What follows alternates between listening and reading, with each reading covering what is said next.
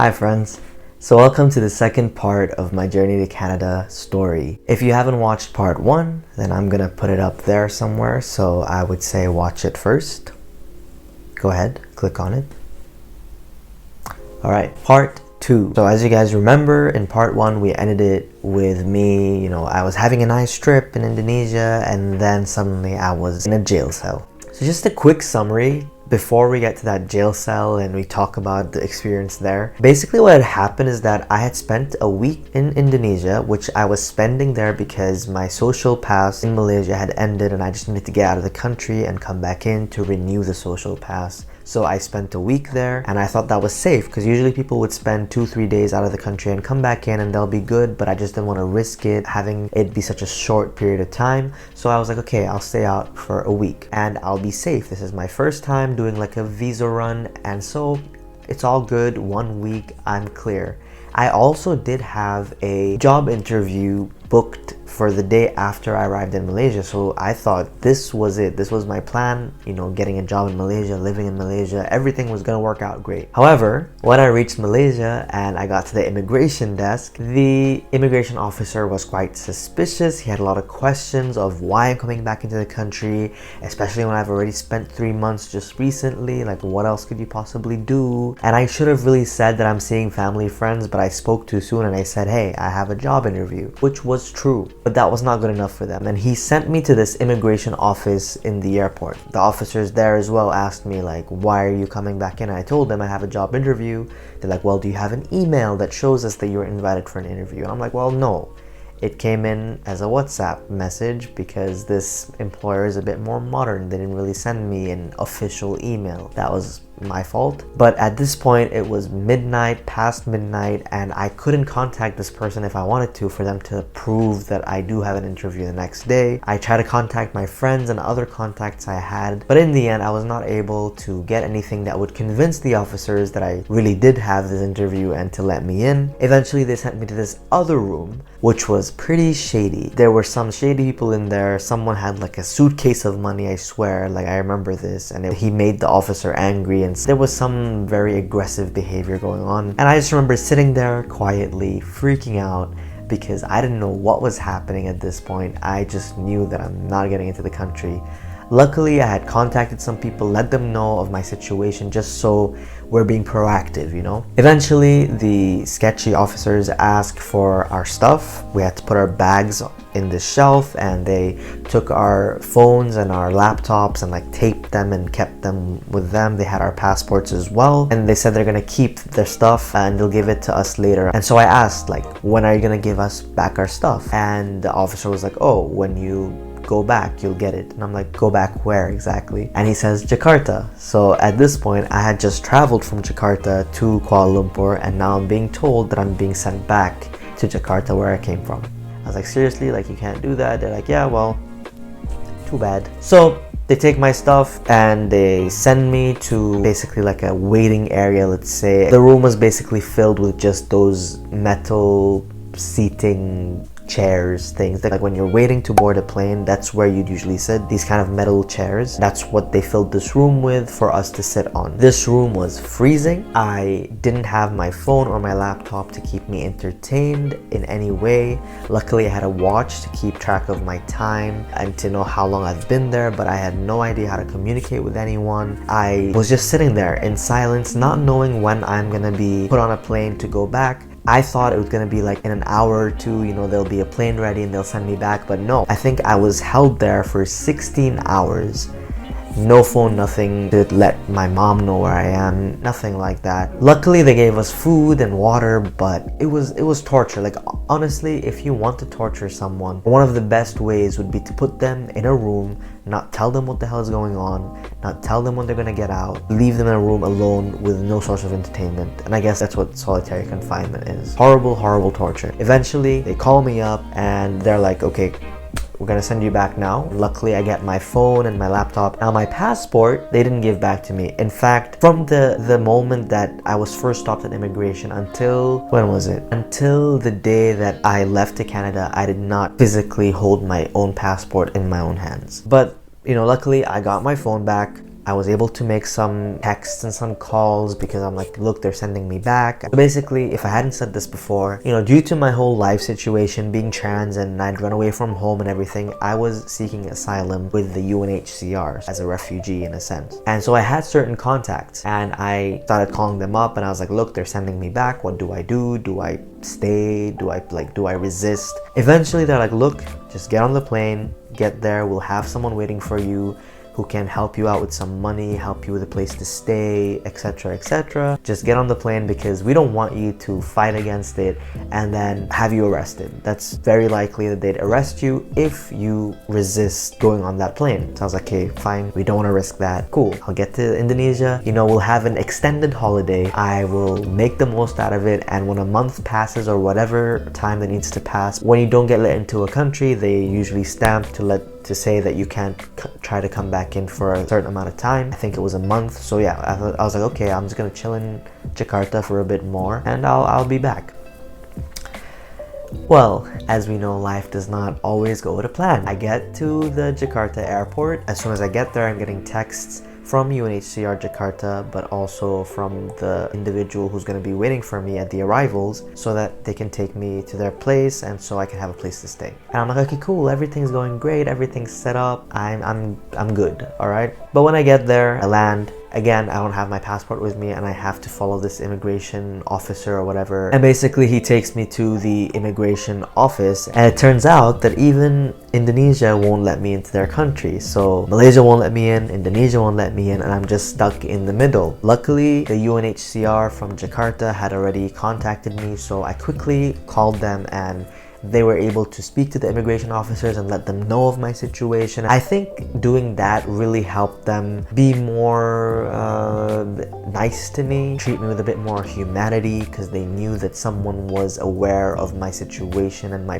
presence in the airport. They knew of my existence, so they couldn't just, I don't know, like keep me there indefinitely or treat me like crap. But the point is, you know, they still won't let me into the country, so I'm detained in Jakarta. But this time it's in essentially a jail cell. There's literally bars and everything and we're behind them, right? I think, okay, this is cool, like this, at least this is a room and there's beds and there's a bathroom in this room, so I don't have to keep asking permission to go to the bathroom. But aside from that, like, I was literally in a jail cell. Not to mention that it was disgusting.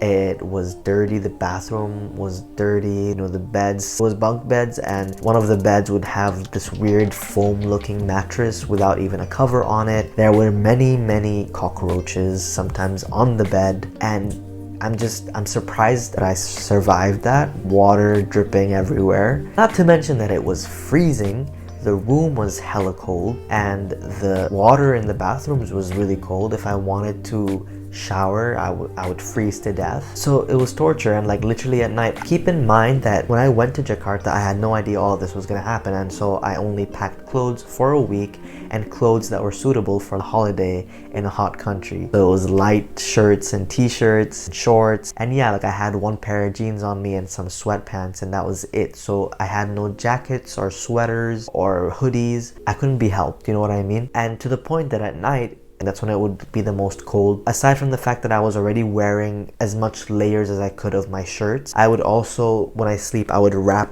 my arms with my other t-shirts and I don't know what else, and then just go into fetus position to sleep because it was so cold. In terms of food, they would basically give us leftover airline food that I guess they didn't give to anyone on the plane, so they had some leftovers, they'd give that to us. You know, we'd get food twice a day, you know, that was the average, sometimes once a day. If we're really lucky, if it's a really good day, we'll get 3 meals. Sometimes, especially if it's the weekend, we'd get nothing. They'd literally just no water, no food, nothing, and we'd have to stand at the gate or like the bars and try to call out to ask for them to get us food and beg for it sometimes, or to ask them to buy us some KFC, which we had to pay for with our own money. Sometimes you just want a cup of coffee and it's hard to even ask them for that and to get them to bring you that. As if we're actually like criminals in jail that, you know, not to say that criminals don't deserve rights and they should definitely be treated like human beings as well, but you know, we had done no crime for you to be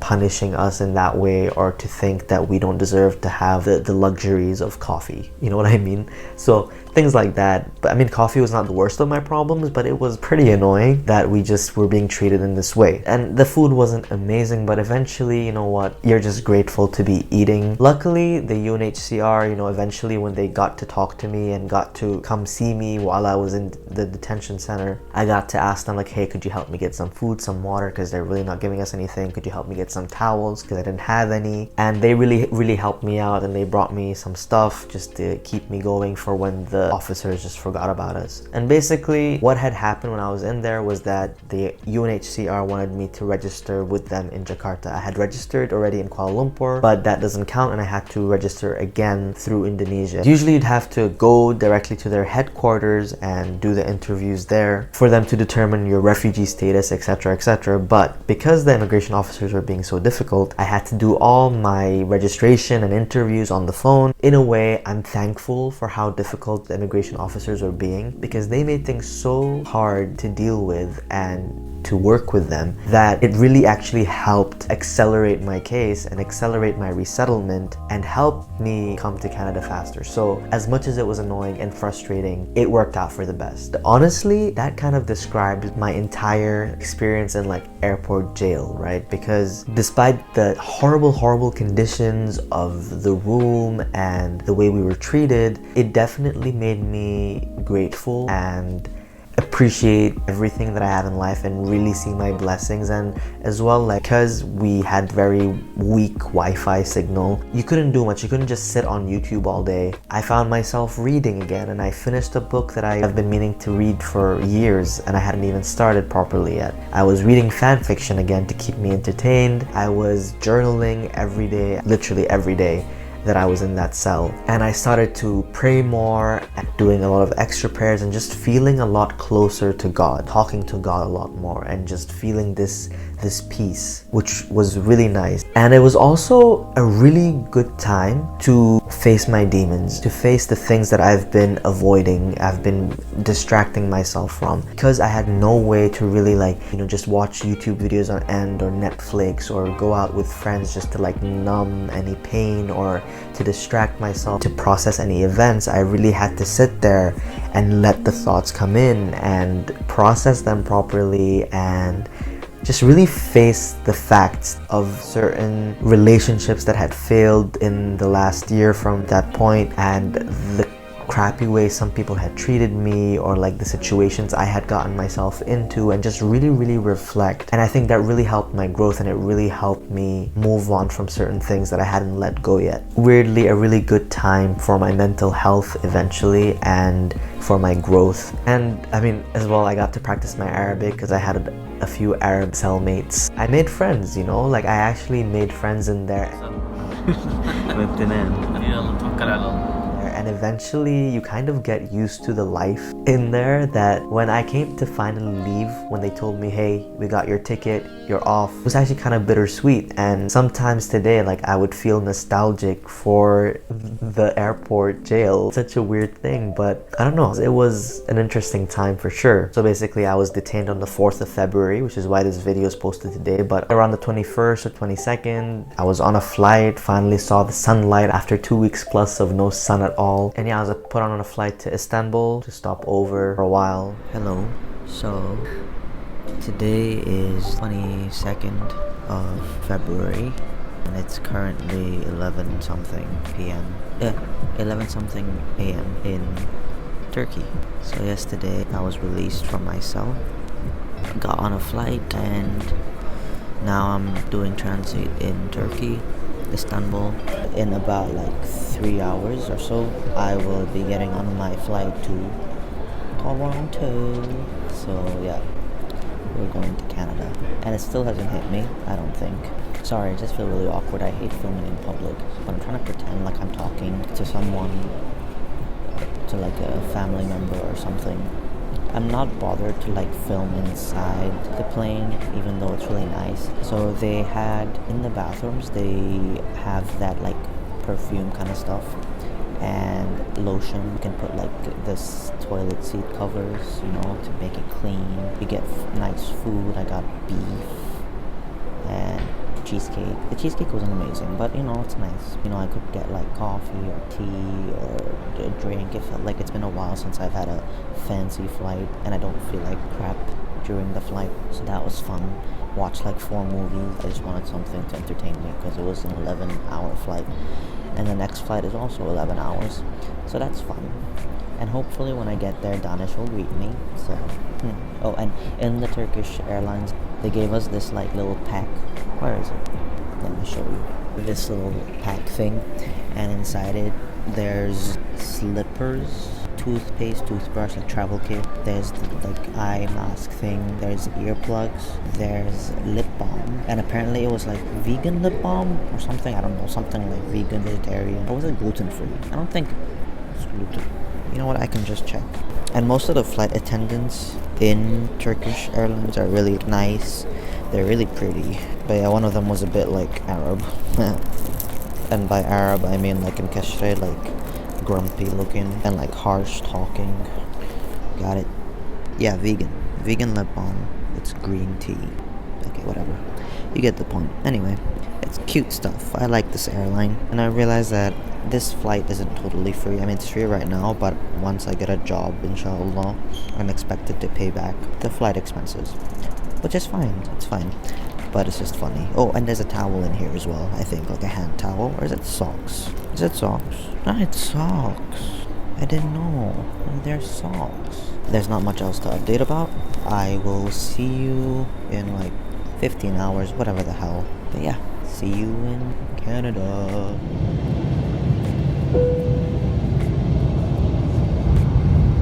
But yeah, that's it for part 2. Part 3 will be all about settling into Canada, and eventually I'll also post my Montreal vlog. So stay tuned for that. This was my first story time video, so it was quite awkward, but let me know if you liked it. Leave a thumbs up, subscribe, comment, whatever you want to do. And I'll see you in the next video. Bye.